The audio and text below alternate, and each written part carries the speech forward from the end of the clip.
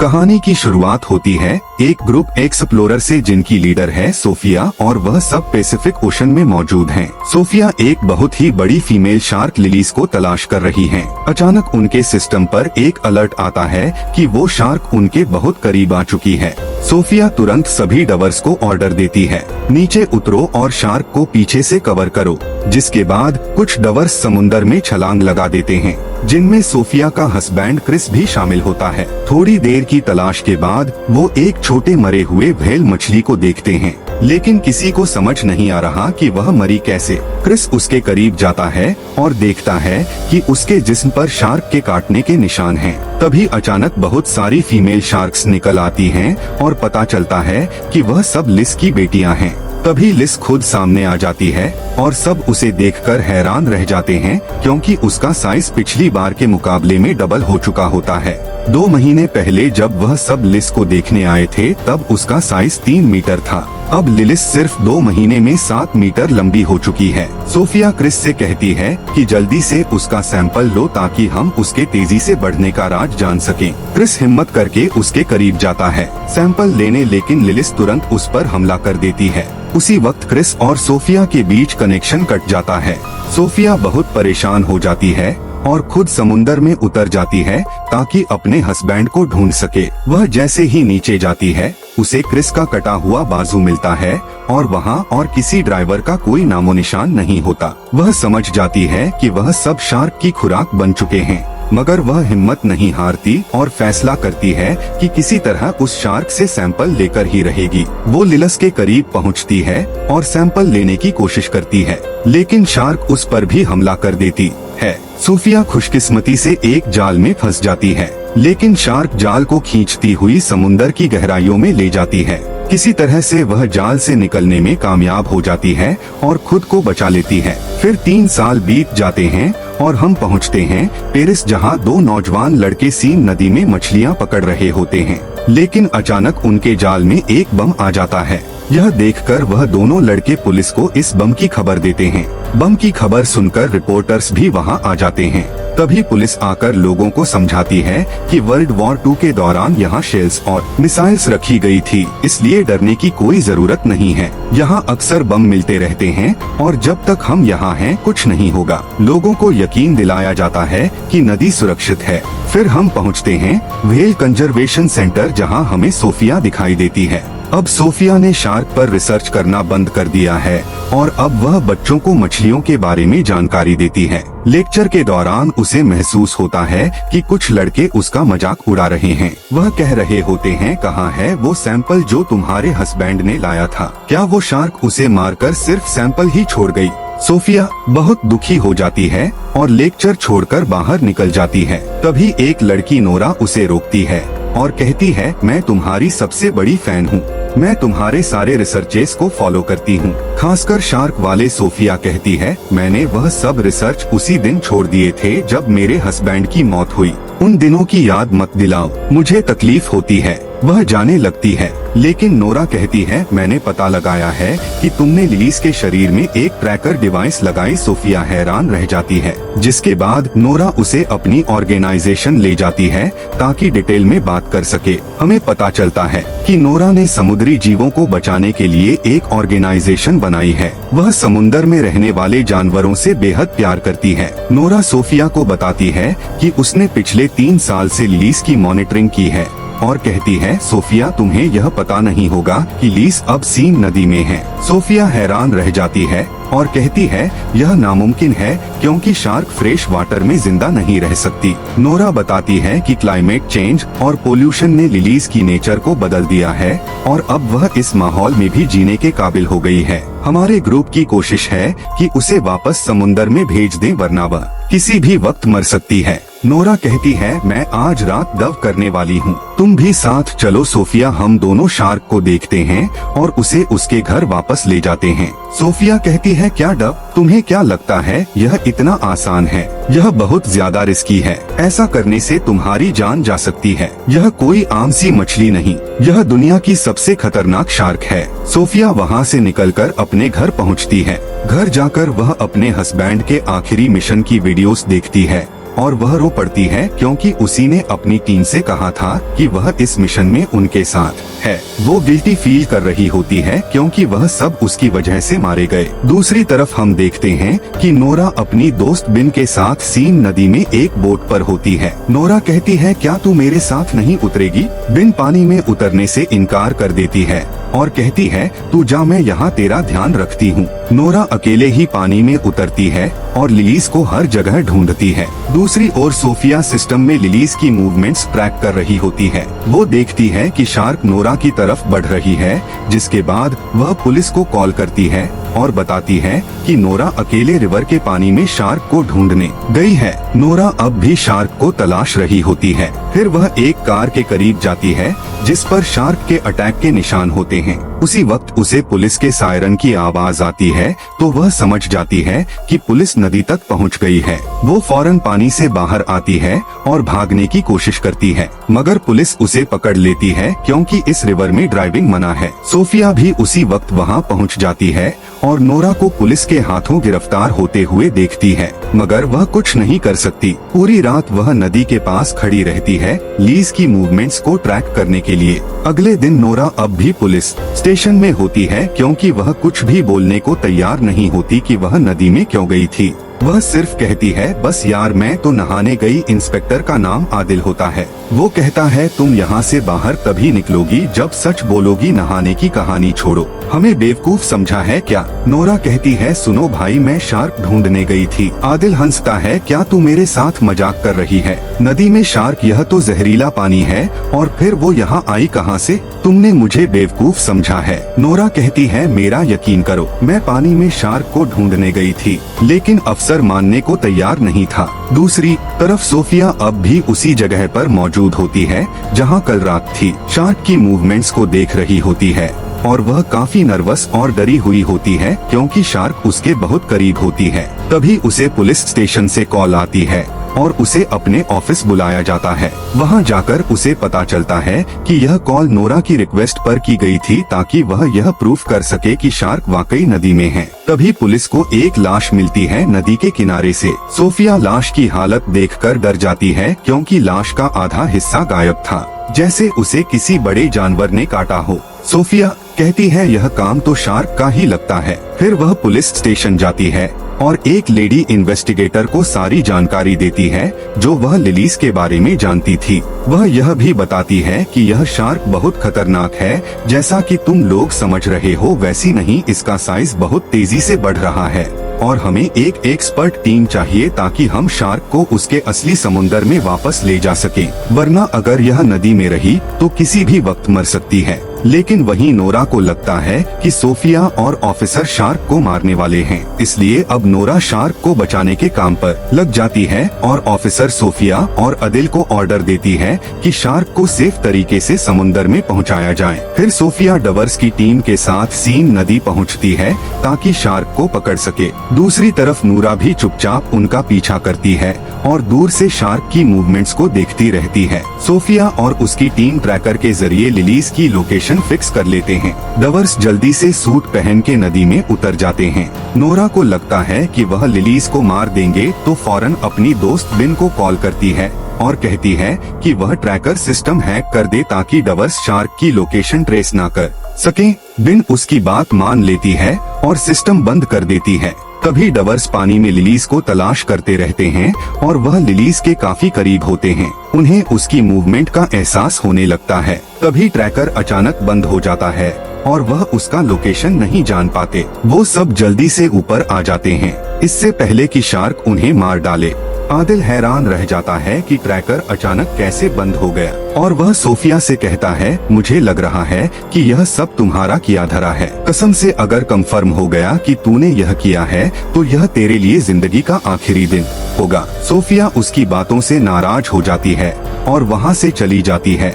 और इत्तेफाक से वो नोरा को दूर से देखती है जो छुप के सब कुछ देख रही होती है, तो वह फौरन समझ जाती है कि उसी ने ट्रैकर का सिस्टम खराब किया है। रात को आदिल अपनी अफसर से बात कर रहा होता है और कहता है कि हमें दरिया के आसपास सब रुकावटें लगा देनी चाहिए जब तक हम उस शार्क तक नहीं पहुंचते। तो वह कहती है कि हम नदी का किनारा बंद नहीं कर सकते क्योंकि कुछ दिनों बाद यहाँ एक बहुत बड़ा रेस फेस्टिवल शुरू होने वाला है जिसे हम किसी भी हालत में रद्द नहीं कर सकते। पता चलता है कि यह फेस्टिवल एक बड़ी स्विमिंग रेस है जो सीन नदी में होने वाली है और इसमें देश के सबसे प्रोफेशनल स्विमर हिस्सा लेने वाले हैं। जाहिर है कि सिटी मेयर इस फेस्टिवल को कैंसिल नहीं करेगी क्योंकि इस पर 1 अरब से ज्यादा डॉलर खर्च हो चुके हैं। आदिल बहुत मायूस हो जाता है और सोफिया के बारे में सर्च करता है और उसे सब कुछ पता चल जाता है कि उसके आखिरी मिशन के बाद क्या हुआ था। उसका हस्बैंड और पूरी टीम मर गई और वह अब भी खुद को कसूरवार मानती है। आदिल बहुत दुखी होता है कि उसने उसके साथ सख्त बात की और उसे नाराज करके भेज दिया। अगले दिन नूरा एक वीडियो बनाती है जिसमें वह शार्क के साथ हो रहे जुल्म पर बात करती है। वह कहती है कि हर साल लाखों शार्क मार दी जाती हैं ताकि ब्यूटी प्रोडक्ट्स और अमीरों के खाने बन सकें। यह क्रिएचर भी इंसानों की तरह जीने का हक रखती है। वो अपने जैसे नौजवानों से कहती है कि वह उसकी ऑर्गेनाइजेशन में शामिल हो और लेलिस शार्क को समंदर वापस पहुंचाने में मदद करें। सरप्राइज यह होता है कि वीडियो को लाखों व्यूज मिलते हैं और उसकी टीम में सैकड़ों नौजवान शामिल हो जाते हैं। सबका एक ही मकसद होता है, लेलिस को सलामती से समंदर तक वापस ले जाना। फिर आदिल सोफिया से मिलता है और कहता है, मैं माफी चाहता हूँ अपनी बदतमीजी के लिए और वादा करता हूँ कि मैं तुम्हें सिटी मेयर से मिलवाऊंगा। तुम उसे सब कुछ समझाओ। जिसके बाद आदिल सोफिया को मेयर से मिलवाने ले जाता है। सोफिया मेयर को सारा किस्सा सुनाती है और स्विमिंग रेस बंद करवाने की रिक्वेस्ट करती है, मगर मेयर कहती है कि हजारों फौजी वहाँ पर मौजूद होंगे और फेस्टिवल अपने टाइम पर ही स्टार्ट होगा, कोई शोर शराबा नहीं चाहिए। सोफिया गुस्से में आकर कहती है, यह फेस्टिवल कैंसिल होना चाहिए वरना तुम सैकड़ों लोगों को मौत के मुंह में भेज दोगी। अगर वो लोग नदी में उतरे तो लेलिस एक एक करके सबको खा जाएगी और तुम्हें अंदाजा भी नहीं है कि लेलिस दुनिया की सबसे खतरनाक शार्क है जिसे कोई भी काबू नहीं कर सकता। मेयर कहती है, देखो बहन, साफ साफ बात सुन लो, फेस्टिवल कैंसिल नहीं होगा। सरकार ने $1 मिलियन खर्च किए हैं इस पर। फिर मेयर पुलिस को ऑर्डर देती है कि किसी भी कीमत पर उस शार्क को मार दिया जाए। पुलिस सोफिया से मदद मांगती है तो सोफिया कहती है, मैं एक प्लान बनाऊंगी कि हम उसे नदी से निकालकर समंदर ले जाएं, मगर उसे मारा नहीं जाएगा। वो एक प्लान बनाती है जिसमें खास फ्रीक्वेंसीज के जरिए शार्क को ट्रैप किया जाएगा और थोड़ी देर के लिए बेहोश करके उसे समंदर में शिफ्ट कर दिया जाएगा।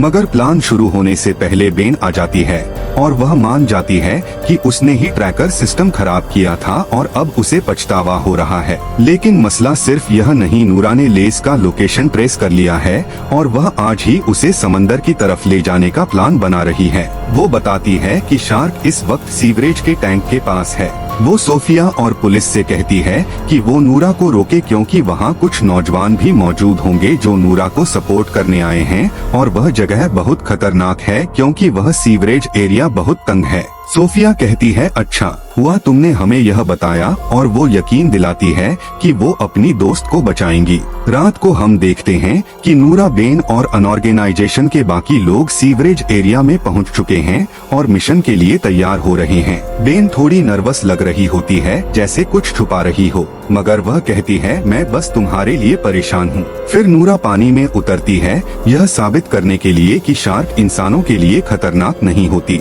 अब वह लेलिस का इंतजार करने लगती है। उसी वक्त सोफिया, आदिल और पुलिस वहां पहुंच जाते हैं और उससे कहते हैं फौरन पानी से बाहर आ, मगर वह लड़की जिद करती है कि वह मिशन पूरा करेगी। सोफिया उस पर चिल्लाती है, जो तुम कर रही हो वह गलत है, यह शार्क तुम्हारी सोच से भी बड़ी है, वो तुम्हारा सोना डिवाइस और तुम्हें जिंदा खा जाएगी। कि इसी वक्त नूरा के पास एक शार्क नजर आती है। सोफिया फौरन समझ जाती है कि यह छोटी शार्क लेलिस की बेटी है, लेकिन नूरा बहुत एक्साइटेड होती है और शार्क के करीब जाती है और उसे छूने लगती है ताकि सोनार डिवाइस से उसका पता लगा सके। तभी अचानक आदिल पानी में छलांग लगा देता है ताकि नूरा को बचा सके, लेकिन अचानक शार्क गुस्से में आ जाती है और नूरा पर हमला कर देती है। और उसे निगल जाती है। उसी समय पूरे इलाके में हलचल मच जाती है और सभी नौजवान डर के मारे वहाँ से भागते हैं और उनका जो फालतू सा प्लान था शार्क्स को बचाने का वो इन्हें ले डूबता है। अब हर एक बंदा खुद को बचाने की कोशिश में लगा हुआ था, लेकिन बदकिस्मती से जगह तंग होती है और काफी लोग पानी में गिर जाते हैं और लेलिस और उसकी बेटी उन्हें मार देती हैं। हर तरफ पानी में इंसानों के टुकड़े नजर आ रहे थे। सारा पानी खून से लाल हो गया था। जैसे तैसे करके स्विमर थोड़े बहुत लोगों को बचा लेते हैं, लेकिन ज्यादातर लोग वो होते हैं जिनके हाथ या टांगे कट चुकी होती हैं, यानी वह सिर्फ बचा हुआ शरीर वापस ले आते हैं। फिर सब जख्मियों को पेरिस के हॉस्पिटल ले जाया जाता है, जहां सोफिया शॉक में खड़ी होती है और यकीन नहीं कर पा रही होती कि क्या हुआ। वो रोने लगती है, अपने शौहर और पुरानी टीम को याद करती है। तभी आदिल उसके पास बैठता है और उसे तसल्ली देता है। कुछ देर बाद आदिल और सोफिया को सीवरेज एरिया में बुलाया जाता है। जब वह वहां पहुंचते हैं तो लेलिस की बेटी की लाश मिलती है। उसे लैब ले जाया जाता है ताकि सोफिया उस पर रिसर्च करे, शायद कोई क्लू मिल जाए। उसी समय सोफिया को पता चलता है कि यह शार्क सिर्फ 2 महीने की है और वो प्रेग्नेंट भी है, और सोफिया को लेलिस की बढ़ती हुई ग्रोथ का भी पता चल जाता है। हैरान करने वाली बात यह होती है कि यह फीमेल शार्क बिना किसी मेल शार्क के कोलैब किए बच्चे पैदा कर सकती है, यानी बिना नर के खुद ब खुद बच्चे देना। सोफिया समझ जाती है कि यह शार्क बहुत बड़ी आफत है, क्योंकि लेलिस की तादाद कुछ महीनों में बहुत ज्यादा बढ़ जाएगी और यह इंसानों के लिए बहुत बड़ा खतरा बन सकता है। इसीलिए लेस और उसकी सारी नस्ल को खत्म करना बहुत जरूरी है, वरना वह इंसानों को खत्म कर देगी। अगले दिन सोफिया और उसकी टीम मेयर के ऑफिस पहुंचती है और उसे सारी नई जानकारी देती है। मेयर बहुत नाराज होती है क्योंकि मिशन नाकाम हो चुका होता है और स्विमिंग फेस्टिवल स्टार्ट होने में सिर्फ कुछ ही घंटे बाकी होते हैं। वह कहती है कि किसी भी तरह इस शार्क को मारो। सोफिया उस पर गुस्सा करती है और कहती है, तुम्हारे लिए पैसे ज्यादा अहम है या लोगों की जाने। मेयर गुस्से में कहती है, बाहर निकलो यहाँ से, और फिर वह फैसला करती है कि शार्क को मारने की जिम्मेदारी अब फौज को दी जाएगी। फिर सोफिया और आदिल कैफे में बैठे बात कर रहे होते हैं। सोफिया कहती हैं, अगर फेस्टिवल को ना कैंसिल किया गया तो बहुत बड़ी तबाही हो जाएगी, क्योंकि मेयर पैसों की भूखी है और मुकाबला हर हाल में कराएगी। आदिल कहता है, चलो मिलके दुनिया बचाते हैं। वह दोनों प्लान बनाते हैं कि वह मेयर के बिना शार्क्स को मारेंगे। फिर आदिल अपने दोस्तों से बात करता है और उनसे मदद मांगता है। सब दोस्त राजी हो जाते हैं और एक टीम बनाते हैं। पहला काम यह होता है कि 2 बम एक्सपर्ट्स को बुलाया जाए ताकि वह पानी में डायनामाइट लगाएं और उसी से लेस को मारा जाए। फेस्टिवल के दिन सोफिया, आदिल और पूरी टीम नदी में गोता लगाती है और शार्क्स की तरफ बढ़ते हैं ताकि बम खास उनके घर में लगा दें। उधर मेयर मेला ओपन कर रही होती है। उसे कुछ भी पता नहीं होता आदिल और सोफिया के प्लान का। फौज भी अपनी बोट्स में तैयार बैठी होती है किसी भी हमले के लिए। सोफिया की टीम शार्क के मेन जगह तक पहुंच जाती है और वह वहां हजारों शार्क मछलियां देखती है। सोफिया अपनी टीम को कहती है कि रुक जाए, क्योंकि शार्क इंसानी हरकत से खतरा महसूस करती है। दूसरी तरफ मेला शुरू हो जाता है और स्विमर पानी में कूद जाते हैं। सोफिया और उसकी टीम शार्क्स के बीच बम लगा देती है और जैसे ही काम खत्म होता है सब ऊपर जाने की कोशिश करते हैं।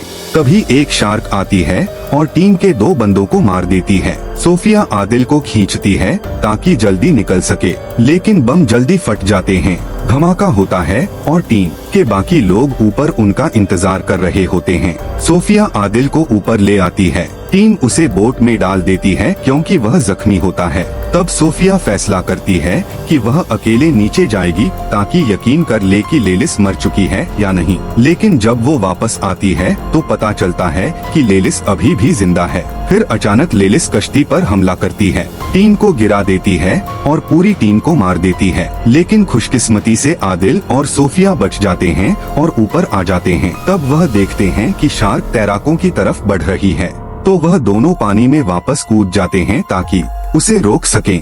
लेकिन तब तक बहुत देर हो चुकी होती है। शार्क पहले ही तैराकों तक पहुंच चुकी होती है और एक एक करके सबको मारने लगती है। एक ही झटके में नदी का पानी लाल हो जाता है। हर तरफ इंसानों के टुकड़े तैर रहे होते हैं। पूरा इलाका चीख पुकार और अफरा तफरी से भर जाता है।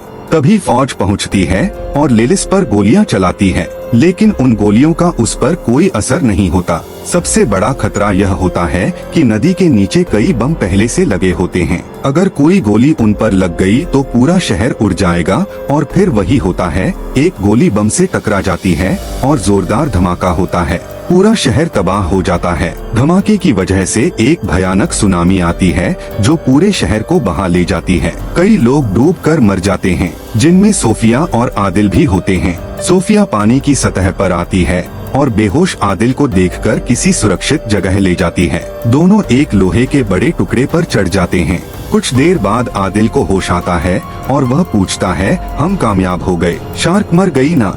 सोफिया उसकी तरफ देखती है, उसकी आंखों में आंसू होते हैं, लेकिन वह कुछ नहीं बोलती। आदिल चारों तरफ देखता है और सदमे में चला जाता है। पूरा पेरिस शहर डूब चुका होता है और हर तरफ शार्क मछलियां तैर रही होती हैं।